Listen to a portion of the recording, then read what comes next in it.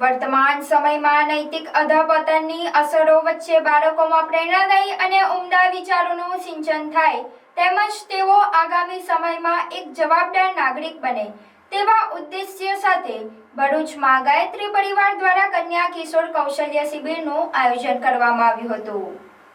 ભરૂચ જિલ્લા ગાયત્રી પરિવાર દ્વારા 21મી સદી ઉજ્જવળ ભવિષ્યના સૂત્ર હેઠળ એક દિવસીય કન્યા કિશોર કૌશલ્ય શિબિરનું આયોજન ભક્તેશ્વર હોલ ખાતે કરવામાં આવ્યું હતું। પરમ પૂજનીય ગુરુદેવ પંડિત શ્રી રામ શર્મા આચાર્યજી તેમજ વંદનીય માતાજીના સક્ષમ સાનિધ્યમાં આયોજિત આ શિબિરનો મુખ્ય હેતુ બાળકોનું ભવિષ્ય ઉજ્જવળ બનાવવાનો હતો।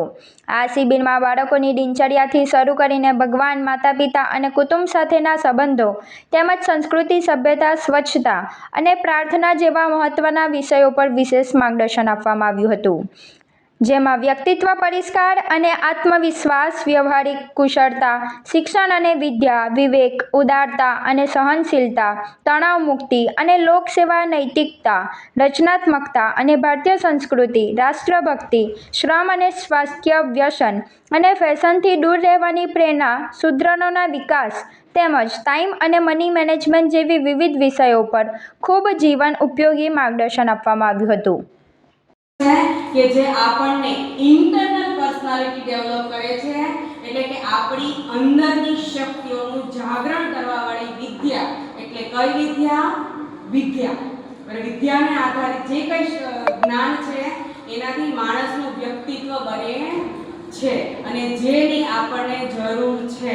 તમારી પાસે ડોક્ટરની ડિગ્રી આવી ગઈ, એન્જિનિયરની ડિગ્રી આવી ગઈ, પણ તેમ છતાં ફિલ્ડમાં જ્યારે ઉતરવું હોય ત્યારે તમારી અંદર વિદ્યા હોવી જરૂરી છે। તો આજે આપણે જે કોઈ કન્યા કિશોરને આધારિત જે કોઈ નોલેજ તમને આખા દિવસ દરમિયાન આપવામાં આવશે એ ટોટલી નોલેજ કયું હશે? વિદ્યા આધારિત, જે આપણી ઋષિ પરંપરા આધારિત જે નોલેજ છે, જેનાથી આપણો રાષ્ટ્ર મહાન હતું। એક દિવસ આપણું ભારત જગતગુરુ હતું કે નહીં?